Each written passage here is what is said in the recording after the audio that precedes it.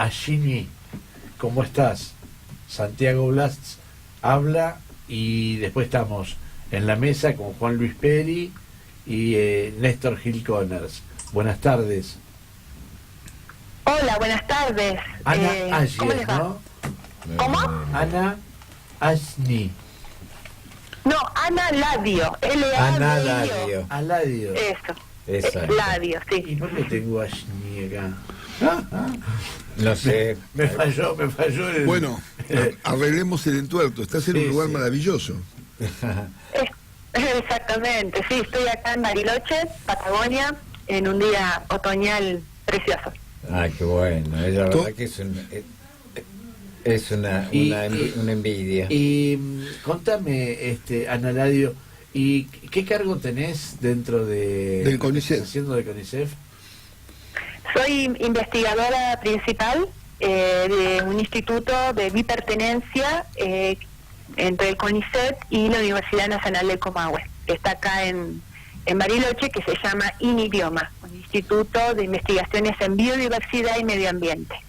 Ajá. Y puntualmente estás orientando tus investigaciones a el tema de las plantas. Básicamente sí, plantas, sí, pero también animales. Yo trabajo en etnobiología, que es una disciplina quizás poco conocida, que es como una interdisciplina, ¿no? Que si bien somos en su mayoría biólogos, pero tenemos cierta formación en las ciencias sociales, y nuestra aproximación es comprender de alguna manera los vínculos que tienen las distintas culturas con su entorno, ¿no? Que en el entorno hay plantas, hay animales, hay, digamos, también montañas, Hay ambiente. hay territorios. Entonces es tratar de comprender esa relación. Y ayudarnos nosotros, esa etnobiología, ¿a qué conclusiones les ha permitido a ustedes arribar ahí en la región donde estás trabajando? Bueno, básicamente ha podido visibilizar otras formas de ver a la naturaleza, ¿no? Porque nosotros, los que vivimos en las ciudades, en general, tenemos un concepto de la naturaleza como algo externo, ¿no? Como que el ser humano no tiene nada que ver. Mientras que si uno trabaja con, por ejemplo, con comunidades originarias, en mi caso con comunidades mapuche tehuelche, uno puede aprender que hay otras formas de mirar tu entorno, donde hay una relación recíproca, hay una relación de devoción, de cuidado, y que las familias, las personas, sienten a su entorno como un hogar, como algo que hay que cuidar, algo muy diferente, ¿no? Nosotros, los occidentales, por ejemplo, pensamos que conservar es crear parques nacionales, sin personas, ¿no? Claro. En cambio, las sociedades originarias, obviamente, lo piensan de una manera diametralmente opuesta. Digamos, las sociedades originarias cuidan más el suelo que nosotros, los blancos, digamos. Bueno, es difícil de responder. Digamos que en la actualidad, en Patagonia, las comunidades originarias que han sobrevivido a la campaña del desierto, obviamente viven en condiciones estructurales de muchísima dificultad, o han sido, sus territorios les han sido quitados. Por lo tanto, no es muy común ver prácticas sustentables, porque viven en grandes dificultades. Aquellos que todavía o que han podido conservar parte de su territorio, nuestras investigaciones están evidenciando que hay procesos que tienen mucho más que ver con prácticas sustentables que comparativamente, por ejemplo, con un campo donde donde hay un bosque implantado de pinos o una producción de monocultivo, o digamos otro tipo de desarrollos, ¿no? Uno puede ver que en general las familias cuidan a las plantas, por ejemplo, que son útiles, ¿no? Hacen un cuidado especial, las cultivan especialmente, o si son plantas silvestres, digamos, que crecen solas, si tienen un uso, por ejemplo, medicinal, en general son cuidadas del ganado, evitan que los animales las coman, evitan, por ejemplo, que las heladas las afecten, digamos. Hay un cuidado de la naturaleza y aquello que tiene un valor que es importante para reproducir sus modos de vida. Claro. Una de las cosas que leí en las notas que titulabas, que tituló el que escribió, pero obviamente salió de tu persona, dice, los mapuches nativos reconocen las propiedades de las plantas. Sí. ¿Se cortó? No, hoy no tenemos suerte con la... me quedé con la pregunta en la... Y bueno, pero ahora se la reconstruís. Está bien, no hay problema. Ahí estábamos conversando con Ana Nadio, integrante del CONICET, y la pregunta del... Ahora, qué bárbaro, ¿no? No, a ver. ¿Cómo están con el presupuesto? ¿Qué presupuesto? A ver, ahí estamos. Ana, ¿estás al aire? Hola. Sí, ahí volví. Ahí te recuperamos. Se nos escapaste. Ana. Sí, estamos acostumbrados. En Argentina esto de estar al aire casi es un milagro. Llamar por teléfono, hacer las cosas. Vos viste que los celulares se hacen para sacar fotos. Ahí te va a reconstruir la pregunta a Juan Luis Peri que te estaba haciendo. Sí, no, a mí me interesó mucho la bajada de título por una cuestión de años de trabajo, ¿no? Donde dice exactamente que los mapuches reconocen las propiedades de las plantas a través de los sentidos. ¿Qué es lo que quisiste transmitir vos a partir de esa experiencia que evidentemente ha recogido el equipo? Bueno, básicamente podemos decir que los seres humanos todos tenemos un aparato quimiosensorial, ¿no? Digamos, todos tenemos olfato, la vista, el tacto, es cierto, el gusto, pero obviamente esas señales, ¿no?, que nosotros percibimos con nuestro aparato, digamos, que está en nuestro cuerpo humano, eso sí, es interpretado culturalmente de distinta manera, ¿no? Bien. Entonces, quizás para nosotros, porque, digamos, fuimos criados de distinta manera, hay ciertos olores, sabores, no nos dan señales a nosotros particulares que nos resulten de interés.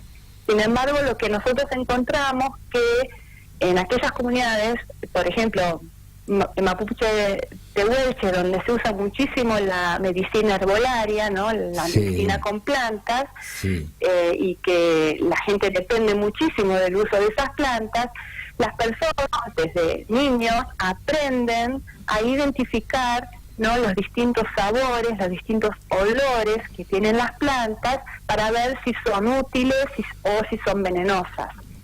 Entonces, de esa manera se construye, ¿no?, un vademecum de plantas que son aprendidas, ¿no?, a utilizar, y es como que las plantas les dieron esas señales, porque aparte, volviendo a lo que hablamos antes, hay un vínculo que es de interconexión, donde también se interpreta que las plantas le dan señales a los humanos para que sean identificadas, ¿no? Bueno, vos sabés que...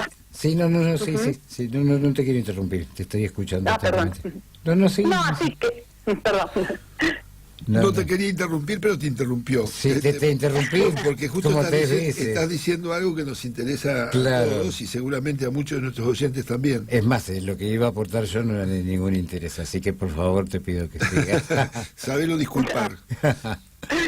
No hay problema. No, el tema, digamos, es tratar de poder pensar de otra manera, ¿no? Una manera distinta de ver a las plantas, ¿no? Que a lo mejor, que obviamente tiene valores que pueden ser, bueno, que están más ligados a cuestiones simbólicas, ¿no? Que eso depende obviamente de cada una de las culturas. ¿Y cuánto hemos perdido nosotros como sociedad en relación a los saberes que tienen las comunidades indígenas y que ustedes han recolectado a través de una investigación? Realmente en muchos aspectos hemos perdido muchísimo. Por ejemplo, en el caso de las plantas comestibles, ¿no? Ajá. Nuestra alimentación en la actualidad se basa en no más de 100 especies, ¿no?, de plantas que son las que comemos y que las obtenemos en los supermercados y en las verdulerías. Sí. Sin embargo, si uno puede prestar atención a la riqueza, al patrimonio que hay, por ejemplo, en Patagonia, que deriva de todos estos alimentos que aprendieron a reconocer las comunidades originarias, nos estamos perdiendo de consumir pero muchísimas especies más, cerca de 500, por ejemplo, ¿no? Que Es ni una están cantidad en importantísima, claro. claro, una cantidad muy, muy grande, que obviamente antes la dieta era totalmente diferente, donde, digamos, había una alta proporción de plantas que se consumían por recolección. Hoy en día también eso, en algunos lugares, en los lugares rurales, ¿no? Esa práctica todavía existe, pero está muy reducida, ¿no? Y es muy raro porque en otros lugares, por ejemplo en Europa, en Italia, en España, todavía sigue la práctica, la tradición, inclusive en sociedades urbanas, de ir a lugares al campo, lugares silvestres y recolectar plantas o hongos silvestres, ¿no? En cambio, acá esto se ha perdido bastante. Para hacer el trabajo que ustedes están desarrollando, así de la biodiversidad, del estudio de las plantas y toda la parte que se necesita para poder hacer esa investigación, ¿cómo los trata el Estado en función de los presupuestos? Estamos en un muy mal momento. Pero tienen las plantas tenés 400 plantas a favor. ¿Qué te digo? En cambio acá no pasa. Suerte que las plantas las descubriste antes que ahora, claro, ¿no? Porque si no, no tendrían para comer. Sí. Ana, en realidad yo no las descubrieron las comunidades originarias, totalmente. Y lo que hacemos nosotros es poner en valor justamente ese patrimonio que se lo debemos a ellos, ¿no? Pero en cuanto al presupuesto del Estado, ¿cómo se están desenvolviendo? ¿Cómo están trabajando? ¿Lo están haciendo todo a pulmón?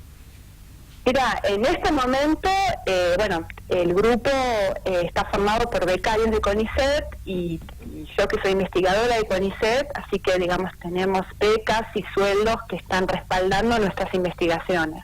Lo que está faltando en este momento son subsidios. Tenemos subsidios otorgados, pero no está entregado el dinero, así que en este momento estamos usando dinero que nos quedó de un premio que nos dio justamente el Ministerio de Ciencia y Técnica. Lina Barañao en sus manos me entregó un premio en el 2014 por trabajar para la sustentabilidad, y bueno, estamos subsistiendo con esos dineros para poder seguir investigando. Ahora es lamentable que no se hagan aportes del Estado para poder mantener esas investigaciones y enriquecerlas, ¿no? Sí, realmente sí. Hay muchísimos tipos de investigación que estamos en estos mismos, con estos mismos inconvenientes de presupuesto, y realmente es una pena porque se desalientan un montón de vocaciones de jóvenes científicos que tienen ganas de trabajar, y todas estas circunstancias obviamente no son muy alentadoras. Y bueno, uno sigue con las ganas porque creo que también hay como el científico en general es un apasionado del trabajo que tiene, es un agradecido de poder pasar horas haciendo cosas que nos gustan, pero de alguna manera también hay cierto aprovechamiento porque se sabe que nosotros vamos a seguir trabajando, ¿no? Sacándote de este brete que te metí, vamos a dejar que Néstor Gil Conners seguramente te haga alguna pregunta más técnica para sacarte de este embrollo sin querer que te mandé. No sé si más técnica. Tiene que ver con lo que recién te planteaba Santiago, yo te quería antes mencionar esto y digamos el comentario y la pregunta van de la mano. Vos hablas de comunidades aborígenes, y comunidades aborígenes estás hablando de grupos reducidos respecto de las demandas de recursos que tienen y que pueden extraer de un territorio. Esto fue así también en tiempos primitivos. A medida que el hombre fue evolucionando y fue generando la masividad y la masificación, Hoy las demandas de alimentos, además de sintetizarse, como recién vos lo mencionaste, también hay que apuntalar a satisfacer ese mayor erario que tenemos en población humana en términos solo de alimentación y, si querés, hasta de medicación. ¿Ustedes tienen alguna viabilidad, como recién mencionaste Italia? Yo te iba a dar el mismo ejemplo, pero respecto de los jabones.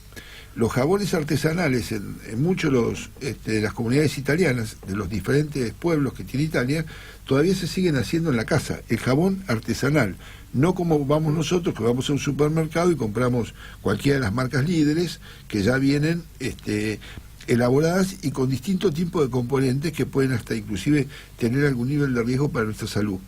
Pero en Italia no, en Italia eso se sigue haciendo de manera artesanal. No digo en todos lados, porque también se vende los jabones que consumimos nosotros acá, es decir, con otras marcas.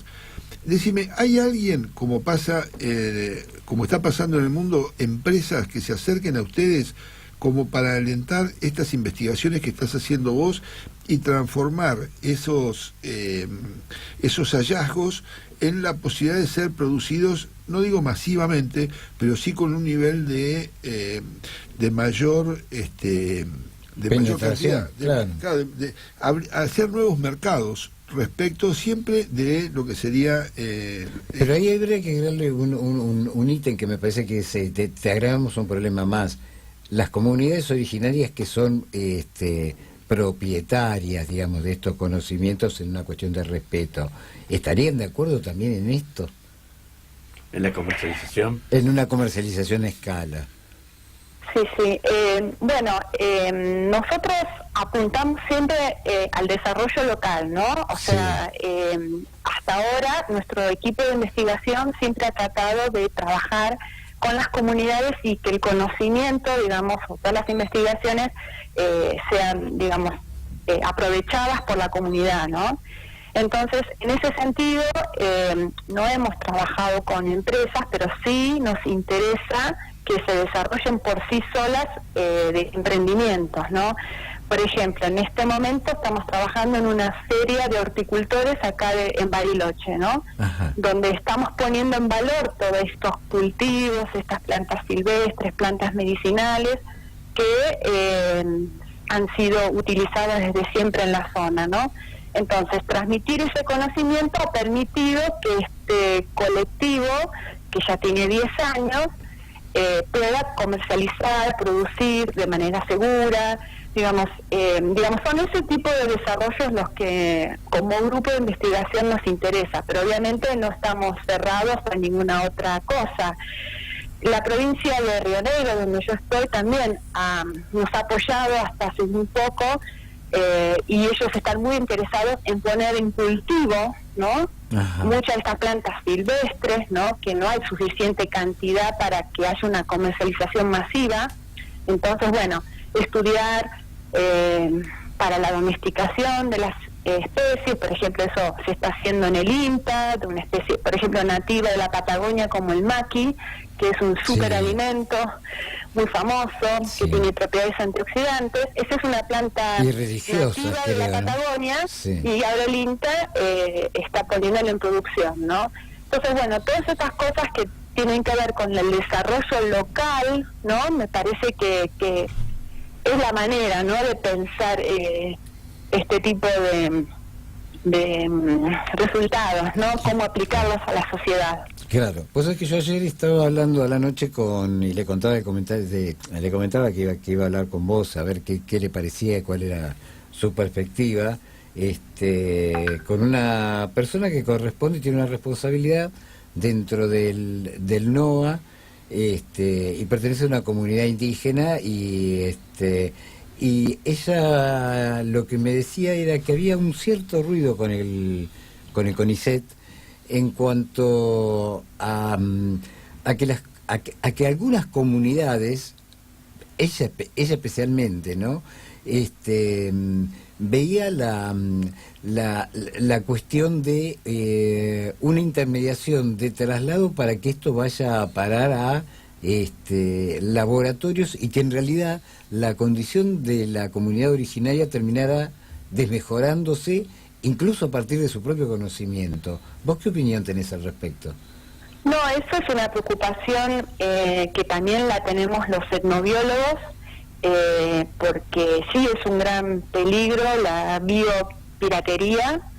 La Argentina, desde el año 2015, es signataria del protocolo de Nagoya, que es un protocolo internacional que está pensado para que cada uno de los países empiece a pensar en este patrimonio de los saberes y las prácticas de las comunidades originarias de cada país. Por lo tanto, cada una de las provincias argentinas tiene que reglamentar este tipo de legislación. Esto se está haciendo muy de a poco, algunas provincias están más adelantadas, otras menos, para proteger justamente el conocimiento tradicional de las comunidades originarias, y ese protocolo establece que en el caso que hay algún interés, tiene que haber un consentimiento expreso de la comunidad originaria y evaluar en conjunto cómo se va a hacer, el eventual pago de regalías o de está bien, la el copyright. Exactamente. Exacto. Eso es algo que se está discutiendo muchísimo en todo el mundo por las dificultades que tiene de la implementación, pero es algo que está en el tapete, ¿no? Y que está condicionando muchas investigaciones, obviamente, que tienen otro, que quizás está más ligado a las empresas farmacéuticas o las investigaciones más de producción, no tanto a las investigaciones etnobiológicas, que justamente nosotros somos los que estamos alertando y diciendo no, esto es patrimonio de comunidades originarias, ¿no? Claro. Estamos como en un lugar distinto quizás, y siempre tratando de acompañar los reclamos y visibilizar los derechos que tienen las sociedades originarias que realmente hasta ahora no han sido tenidas en cuenta en este tipo de temas. Claro. Es un tema difícil de implementar, pero hay que buscar alguna solución. Exacto. Hay que buscar alguna solución. Exacto. Vos sabés que acá en Provincia de Buenos Aires también ha habido algunos conflictos con este tema, no con las comunidades originarias, sino con investigadores también de ciencias naturales que han hecho relevamientos de determinada vegetación, de determinada flora, que podía ser utilizada con fines farmacológicos, ponemos. Y ahí apareció una cuestión que a mí me tocó vivirla en una situación incómoda, porque yo en aquella época era funcionario, en donde lo que serían los recursos de la naturaleza para la legislación argentina son res nullius, no son de nadie, ni aborígenes ni wincas. En el caso de la provincia de Buenos Aires era una discusión sobre quién era el tenedor de esos recursos, porque el dueño del campo o el dueño del conocimiento que había adquirido respecto del aprovechamiento de esa determinada especie, buscaba una regalía que a mí me parecía que estaba bien la discusión, era muy interesante, pero por otro lado había quienes desde el otro lado decían que esas cuestiones no eran de nadie. Lo único que podía hacer el Estado, esto está hoy bastante reglamentado, mucho más que en los años 90, era habilitar su uso sustentable, su uso sostenible, depende del caso. ¿Ustedes este aspecto lo consideran ahí o todavía ni siquiera apareció el tema? No, acá aparecen temas muy similares. Hay uno que se ha puesto, no sé si tuvo alcance nacional, pero con una planta de la Patagonia, la paramela, que tiene un aroma muy bello y que ha sido usado en perfumería por una empresa brasileña, y aquí hubo denuncias de distintas organizaciones, ¿no? Muchas también mapuches, ¿no? Que se estaba haciendo una extracción que no era sustentable, sí, claro. Masiva, y que se retirara al exterior. Entonces esto desde hace muchísimo tiempo es muy difícil de rastrear la información, ¿no? Porque bueno, se necesita justamente, porque las leyes poco a poco están, digamos, ¿no? Cada vez, como te digo, se está pensando cada vez más en los derechos de la propiedad intelectual de estos saberes. Lo que pasa es que se necesita mucho más presupuesto para que haya un mayor control, una mayor, digamos, mayores investigaciones, mejores controles acerca del material biológico que va y viene al exterior. O sea, hay un montón de cosas que me da la impresión que todavía no se están haciendo bien, ¿no? Pero sí, día a día acá en Patagonia suceden un montón de situaciones que son sumamente preocupantes. Yo tengo la esperanza, porque también el CONICET y las universidades de Patagonia están, y los gobiernos de las provincias están cada vez más interesados en interiorizarse y poder llegar a alguna especie de idea, de acuerdo para poder trabajar estos temas de una manera mucho más adecuada. Sí, el problema es el lino barañao. En cuanto terminemos con lino barañao y todas esas cuestiones, creo que se va a arreglar todo. Sí, ¿Cómo lo escuché? No, que decía que el problema es el lino barañao en todo caso, digo, aparte de todas las cuestiones, porque la verdad que da un marco muy negativo a todo aquel investigador. Tenemos el caso de Carrasco, y bueno, obviamente la prosecución de un cargo dentro de un gobierno de un signo, pasando al gobierno de otro signo, y bueno, y los que más o menos estamos dentro de, y que conocemos científicos del CONICET, sabemos acerca del manejo de este personaje algo siniestro. Bueno, estamos en comunicación con Ana Ladio, investigadora del CONICEF, y Ana, ha sido muy amable con nosotros de poder compartir, de poder conversar en función del trabajo que ustedes están realizando.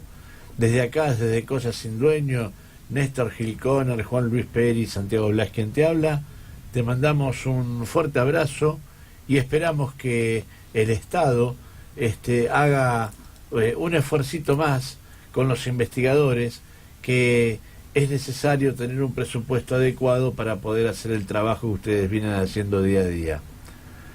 Así que... Bueno, muchísimas gracias por el interés en nuestro trabajo, y bueno, y ojalá que nos podamos contactar en otro momento y seguir por supuesto, porque a mí me faltaba la pregunta, a ver si probaste las 500 totales reales que encontraste por ahí, etcétera, etcétera. Si no, cuando vayamos a pasear a Bariloche. Claro. Bueno, dale. Si hay presupuesto, asado de por medio. Un cafecito. Ana Ladio. Parrilla de plantas nativas. Gracias por compartir. Y ahora sí, Cosas Sin Dueño, se va un cortecito.